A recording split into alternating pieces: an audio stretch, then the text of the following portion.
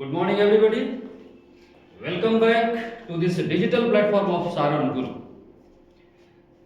आप भली बात ये वाकिफ हैं कि हम लोग क्लास 12 के मैथमेटिक्स की यात्रा पूरी कर रहे हैं। इसमें कुछ दूर हम लोग चले भी हैं। लास्ट क्लास में हम लोगों ने रिलेशन एंड फंक्शन को डिस्कस करने की बात की थी। क्लास अगर कोई नए लोग जुड़े होंगे तो वो ये समझ लें क्लास हम लोगों का 12 है और चैप्टर रिलेशन एंड फंक्शन पहला चैप्टर होगा। लास्ट क्लास में हम लोगों ने 12 के पूरे सिलेबस का एक संक्षिप्त परिचय लिया था। हम लोगों ने यह देखा था कि कोर्स स्ट्रक्चर 12 का कैसा है। कोर्स स्ट्रक्चर के बाद जो क्वेश्चन डिस्ट्रीब्यूशन है चैप्टर वाइज वो कैसा है, तो इन सब चीजों को हम लोगों ने लास्ट क्लास में देखा था। इसके बाद अब हम लोग आज से अपने टॉपिक पे आते हैं। टॉपिक हम लोगों का रिलेशन एंड फंक्शन, आपका 12 का फर्स्ट चैप्टर है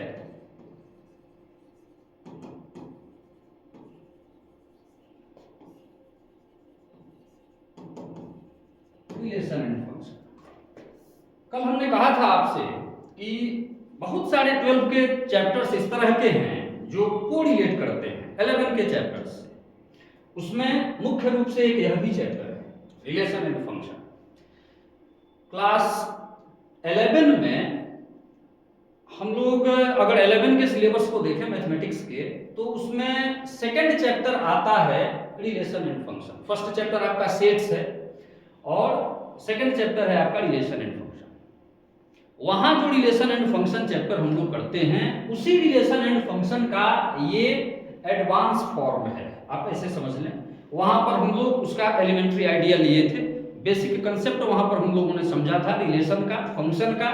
अब उसका एडवांस जो भी स्टेज है वो हमको क्लास 12 में करना है। लेकिन अब आगे की चीज को समझने के लिए पीछे वाली चीजों का तो रिवीजन आवश्यक है, या फिर पीछे वाली उन चीजों को एक बार दिमाग में ले आना जरूरी है ताकि हम इसको इस आगे वाली चीज से एडवांस से जोड़ सकें। उस क्रम में हम स्टार्ट करते हैं क्लास 11 के रिलेशन को ही, उसको देख के और तब हम लोग फिर ग्रेजुअली क्लास 12 वाले रिलेशन एंड फंक्शन पे आएंगे। हमने देखा था वहां क्लास 11 के रिलेशन में कि किसी भी दो सेट को हम कैसे आपस में जोड़ते हैं, दोनों में कैसे किसी तरह का रिलेशन एस्टेब्लिश करते हैं। अब उसके लिए सेट का कंसेप्ट आता है। तो सेट के लिए आप लोग भली भांति क्लास 11 में पढ़ चुके हैं, बहुत ज्यादा पीछे जाने की आवश्यक नहीं है, आप सेट जान रहे हैं। हम यहां पर यह देखेंगे कि रिलेशन क्या है, लेकिन उसके भी पहले आवश्यक है जो बहुत ही बेसिक चीज है रिलेशन को समझने के लिए, वो है Cartesian product of sets. Means दो समुच्चयों का कार्तीय गुणन।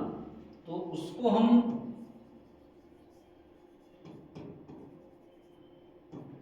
कार्टेशियन प्रोडक्ट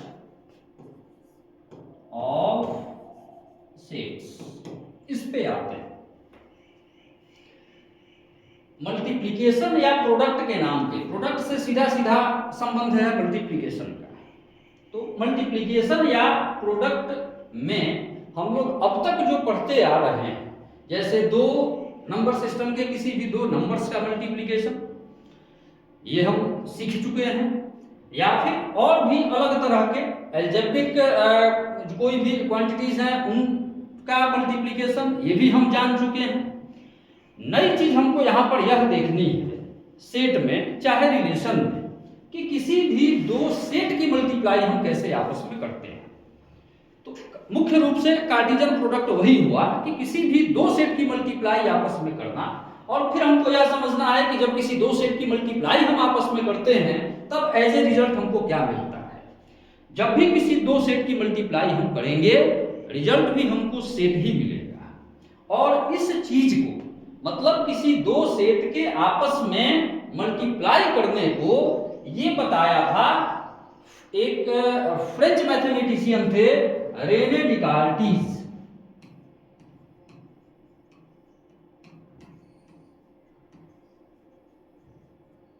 रेने डिकार्टिस ने बताया था। और इसी मैथमेटिशियन के, इसी रेने डिकार्टिस के नाम पे हम इनके ऑनर में इसको कार्टेशियन प्रोडक्ट ऑफ सेट करते हैं। इस कार्टेशियन का कोई पर्टिकुलर मीनिंग नहीं है, ये इनके ऑनर में, इनके सम्मान में इसका नाम रखा गया है, किसी भी दो सेट के प्रोडक्ट का कार्टेशियन प्रोडक्ट। अब उन्होंने मल्टीप्लाई करना बताया कैसे, किसी भी दो सेट की मल्टीप्लाई हम कैसे आपस में करते हैं, इस चीज को यहां पर हम समझेंगे। मान लीजिए हमने कोई दो सेट लिया, अगर late A and B be two non-empty sets। अगर हम A और B कोई दो नॉन एम्प्टी सेट लेते हैं, मान लीजिए A में हमने लिया 1 2 3, मीन्स इस सेट में ये तीन एलिमेंट्स हैं, ये तीन मेंबर्स हैं। B हमने लिया 4 and 5, इसमें ये दो एलिमेंट्स हैं 4 और 5।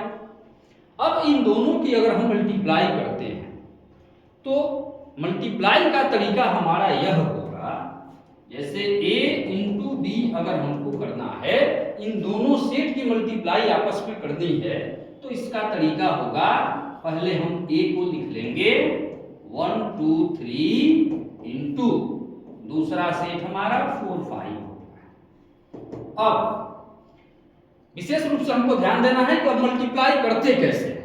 तो जब भी किसी दो सेट की मल्टीप्लाई हम करेंगे तो फर्स्ट वाले सेट के फर्स्ट एलिमेंट को पहले लेंगे और सेकंड वाले सेट के सारे एलिमेंट के साथ बारी बारी से इसका पेयर बनाएंगे।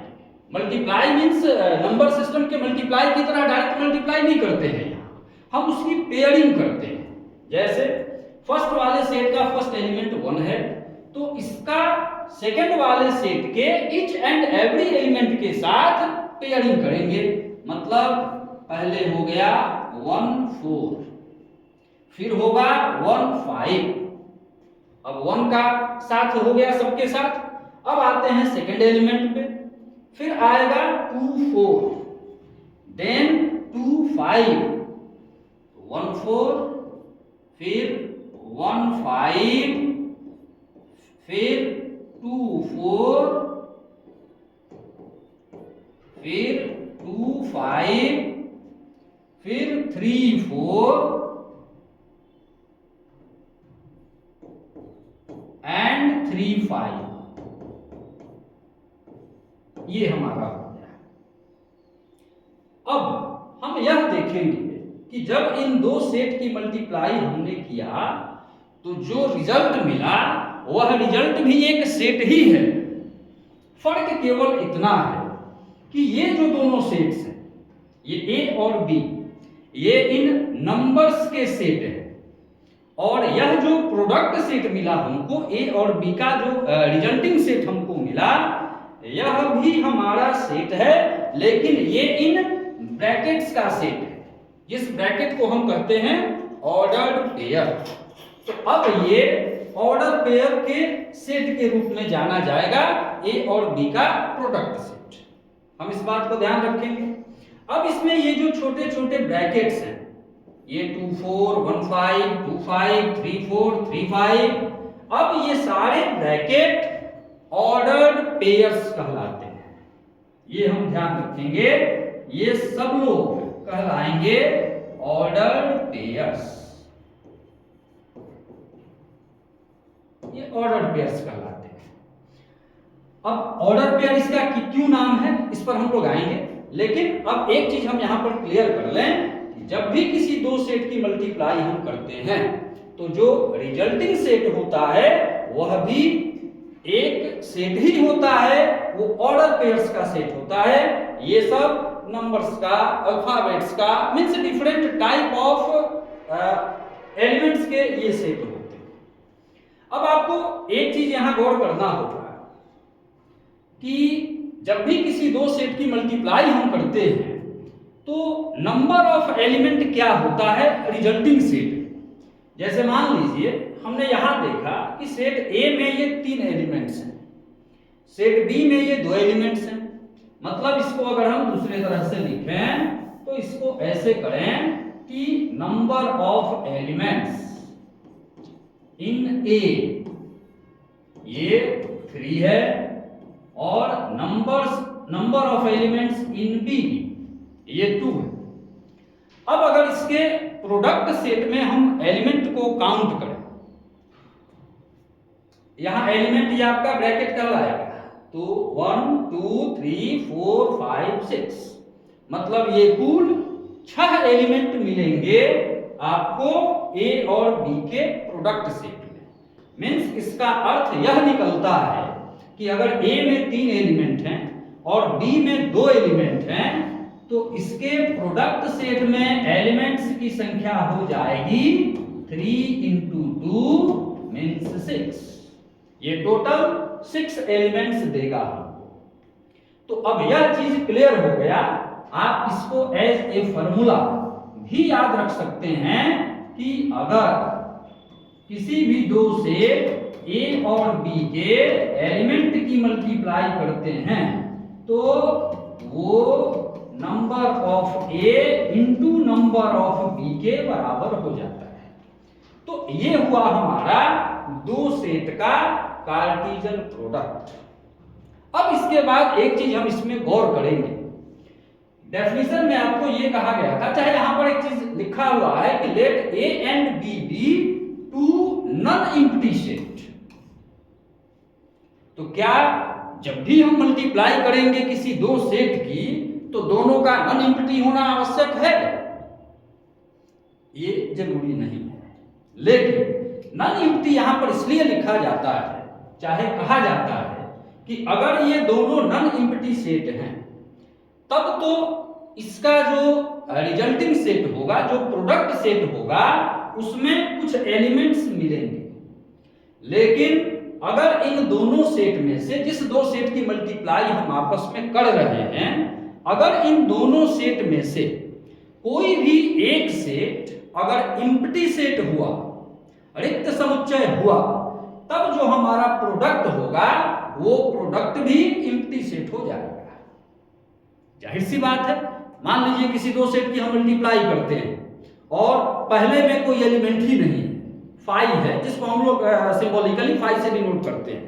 तो अगर एक सेट नल सेट हो, एक सेट में कोई एलिमेंट ही नहीं हो, तो जब हम मल्टीप्लाई करेंगे तो a इंटू बी में कोई ऑर्डर पेयर नहीं मिलेगा, और कोई ऑर्डर पेयर नहीं मिलेगा इसका मतलब हुआ कि वो हमारा एम्प्टी सेट हो गया। तो इसीलिए प्रोडक्ट मिले, इसके लिए हम यहां पर कहते हैं कि let A and B be two non empty sets. अगर एम्प्टी सेट आप लेके प्रोडक्ट निकालते हैं तो भी मिलेगा, एग्जिस्ट करेगा, लेकिन रिजल्ट भी उसका, प्रोडक्ट सेट भी उसका एम्प्टी सेट ही होगा।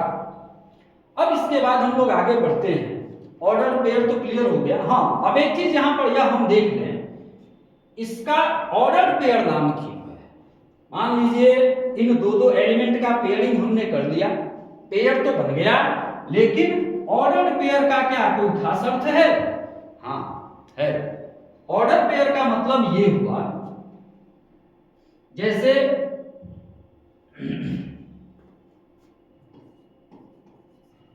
ऑर्डर पेयर हम कह रहे हैं, यहां पर ये जो टर्म बड़ा महत्व रखता है, ऑर्डर का मतलब ये हुआ क्रम। वैसे ऑर्डर के अंग्रेजी में दो अर्थ है, आदेश, तो हम यहां पर क्रम वाला लेंगे, असेंडिंग ऑर्डर, डिसेंडिंग ऑर्डर, ये वाला ऑर्डर है। तो इस ऑर्डर पेयर का मतलब ये हुआ कि यहां जो पेयरिंग हम करते हैं नंबर्स की, इसमें ऑर्डर बड़ा इंपॉर्टेंट होता है, इसका क्रम बड़ा महत्वपूर्ण होता है। कैसे? जैसे मान लीजिए हमने दो सेट अभी लिया था ए और बी। ए में हमने लिया था 1 2 3 और बी में हमने लिया था 4 5। जब हम दोनों की मल्टीप्लाई किए तो हमको मिला 1 4 1 5 2 4 2 5 3 4 3 5 इस तरह से मिला था। लास्ट हमारा 3 4 एंड 3 5 था। मेरा मकसद यह बताने का है कि अगर कहीं 1 4 लिखा हुआ और कहीं 4 1 लिखा हुआ हो तो both are not the same thing. ये दोनों चीजें एक नहीं है, ध्यान रखें। जैसे जनरल मल्टीप्लाई में हम लोग क्या करते हैं कि 5 इंटू 6 और 6 इंटू 5 ये दोनों सेम होता है, लेकिन यहां पर ऑर्डर महत्वपूर्ण होता है, यहां पर क्रम महत्वपूर्ण होता है।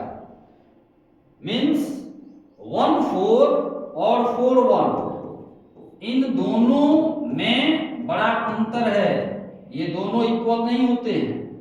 1 4 अलग चीज हो गया और 4 1 अलग चीज हो गया। 4 1 हमको तब मिलेगा जब हम b की मल्टीप्लाई a में करेंगे, इसलिए इसका नाम ऑर्डर्ड पेयर है। मीन्स अगर कहीं 1 4 2 4 2 5 3 6 कुछ भी अगर इस तरह से लिखा जाए तो हम ये ध्यान रखेंगे कि इसमें क्रम बड़ा महत्व रखता है।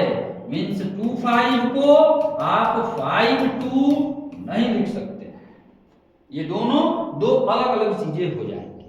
इसीलिए जब भी किसी दो सेट की हम मल्टीप्लाई करेंगे इस बात का ध्यान रखते हुए करेंगे कि क्रम बदलने ना पाए। अगर क्रम बदल जाता है तो फिर वो इक्वल नहीं होगा, डिफर कर जाएगा। अब ये हुआ ऑर्डर पेयर की बात। कार्टेशियन प्रोडक्ट हम लोग डिस्कस कर लिए। अब हम लोग आते हैं ऑर्डर पेयर में। जस्ट इसके बाद आता है equality of order pairs. Equality of order pair का मतलब ये हुआ कि कहीं भी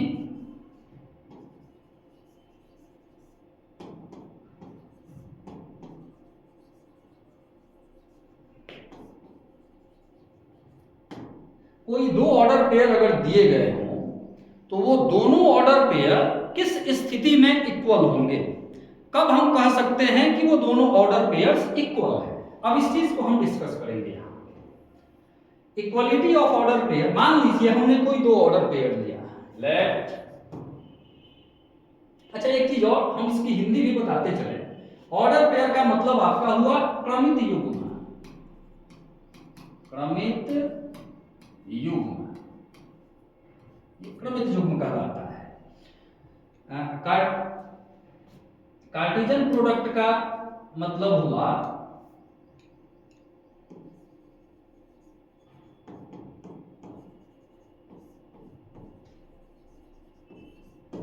इसको हम कार्तीय गुणन कहते हैं हिंदी, कार्तीय गुणन। तो इन सारे टर्म्स पर भी हम ध्यान रखेंगे कि हिंदी और अंग्रेजी दोनों में इन सारे टर्म्स को हम समझते चलेंगे। अब आते हैं इक्वलिटी पे। इक्वलिटी में हम ये देखेंगे, मान लीजिए हमने कोई दो सेट लिया, लेट, या फिर दो ऑर्डर पेयर लिया। क्योंकि हमको ऑर्डर पेयर की इक्वलिटी अभी देखनी है, तो अगर हमने एक ऑर्डर पेयर लिया, लेट ए बी, और दूसरा ऑर्डर पेयर ले लेते हैं is equal to x y. हम इसका कंपैरिजन कर रहे हैं।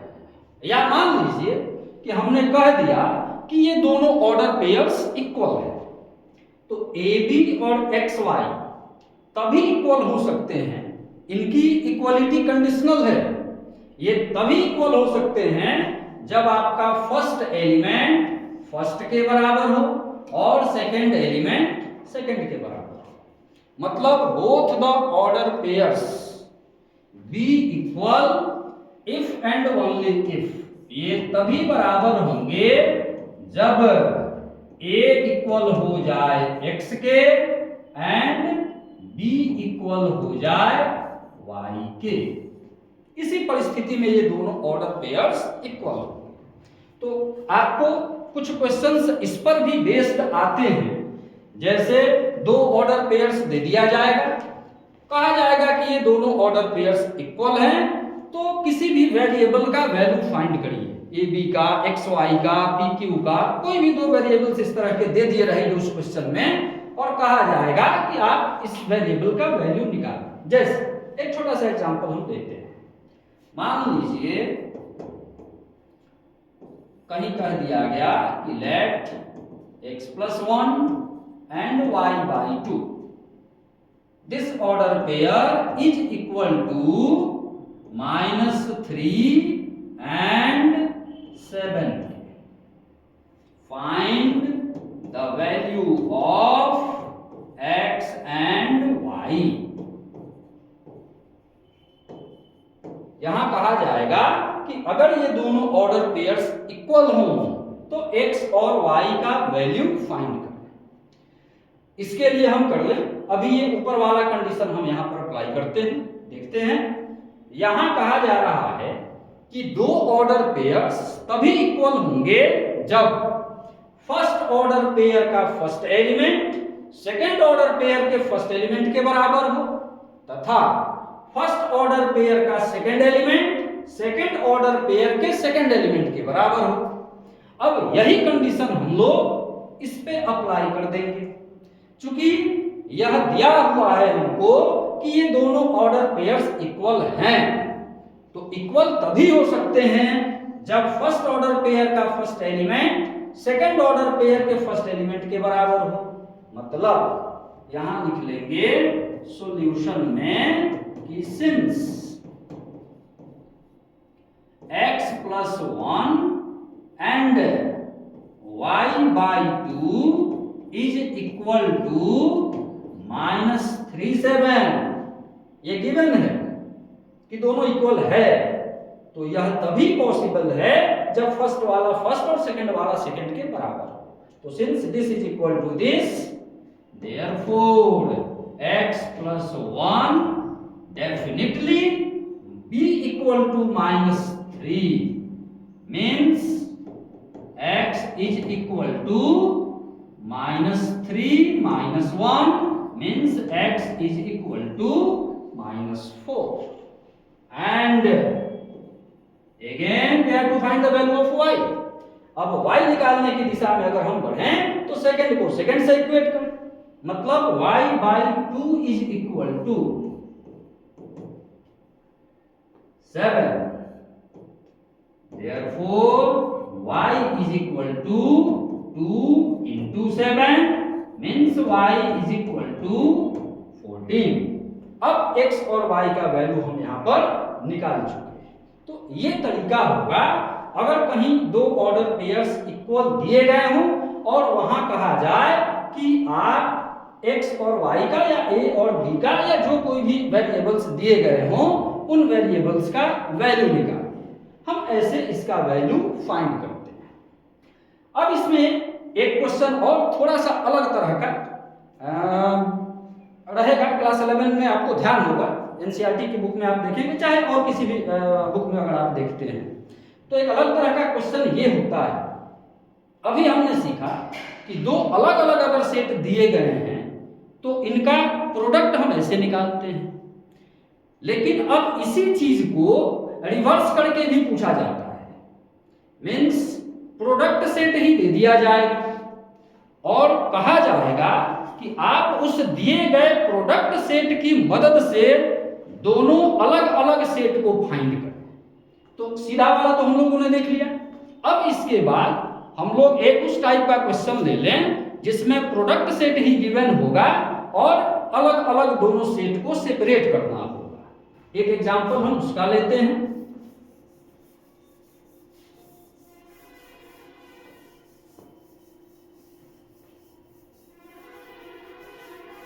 मान लीजिए दिया हुआ है कोई भी प्रोडक्ट सेट,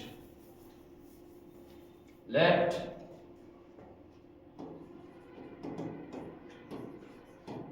यहां पर P इंटू क्यू अगर गिवन है, सपोज करिए A1 A2 A3 B1 B2 and B3। इस तरह से प्रोडक्ट सेट दे दिया जाए और कहा जाए कि P और Q को सेपरेट करें। इसके पहले जो हम लोग एग्जांपल देखे थे उसमें A और B ये दोनों सेपरेट सेट्स दिए गए होते थे और प्रोडक्ट सेट हमको फाइंड करना होता था।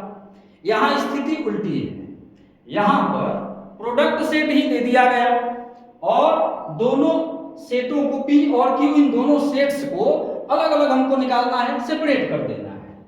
इसका तरीका ये होगा, क्योंकि पीछे भी हमको ध्यान था कि फर्स्ट वाले सेट का एक एलिमेंट लेते हैं और सेकंड वाले सेट के सारे एलिमेंट के साथ अलग अलग पेयरिंग करते थे। अब यहां पर इस पेयर को ब्रेक कर देना है, तोड़ देना है। मतलब ये क्लियर है कि फर्स्ट वाले जितने भी एलिमेंट्स हैं ये सारे के सारे एलिमेंट आपके फर्स्ट वाले सेट के, ये जितने भी फर्स्ट वाले हैं एलिमेंट ये फर्स्ट वाले सेट के एलिमेंट होते हैं सारे ऑर्डर पेयर्स में, और जितने भी ये सेकंड वाले एलिमेंट्स हैं ये सेकंड वाले सेट के होते हैं, ये हम जानते हैं। अब इसी आधार पर इसको हम तोड़ेंगे कि P इज इक्वल टू यहां कर लेंगे अब फर्स्ट वाले जितने भी एलिमेंट हैं सारे ऑर्डर पेयर के उनको आप निकालते चले जाइए, निकाल के उनका एक सेट बना दीजिए और फिर सेकंड वाले जितने एलिमेंट्स हैं उन सबको निकाल के एक अलग सेट बना दीजिए, वो आपका सेकंड वाला सेट हो जाएगा। मतलब P हमारा हो गया A सेट में हम जानते हैं, आप क्लास 11 के फर्स्ट एक्सरसाइज में फर्स्ट चैप्टर में यह पढ़ चुके हैं कि सेट में कभी भी किसी एक एलिमेंट को रिपीटेडली नहीं लिखा जाता, बार बार हम नहीं लिखते हैं। तो अब यही A अब इन तीन प्लेसेस पे आ रहा है तो इसको लिखेंगे हम एक बार ही और ये आपका एक A हो गया। अब आगे बढ़ते हैं तो B आता है, या B भी हम देख रहे हैं कि रिपीटेडली तीन जगहों पे आ रहा है तो इसको भी हम बार बार नहीं लिखेंगे, केवल एक बार लिखेंगे B। अब आपका फर्स्ट वाला सेट कंप्लीट हो गया। अब आते हैं सेकंड वाले सेट पे। सेकंड वाले सेट के लिए जितने भी ऑर्डर पेयर्स हैं इन सारे ऑर्डर पेयर्स के सेकंड वाले एलिमेंट्स को एक साथ इकट्ठा कर देंगे। तो अब यहां आता है 1, हमने 1 ले लिया, 2, 3, फिर 1। सेट में हम रिपीट नहीं करेंगे इसलिए 1 एक बार हो चुका तो हो चुका, फिर 2 हो चुका है, फिर 3 हो चुका है, इसलिए अब हमारा ये हो गया 1, 2 और 3। ये आपका सेकंड सेट कंप्लीट हुआ। तो अब इन दोनों तरीकों से इस चीज को हम समझ लेंगे, जब दो अलग अलग सेट दिए गए हों तो उनका प्रोडक्ट कैसे निकालना है, या इसका रिवर्स जब प्रोडक्ट सेट दिया गया हो तो दोनों सेट को कैसे सेपरेट करना है। तो अब हम कार्टेशियन प्रोडक्ट से वाकिफ हो चुके हैं।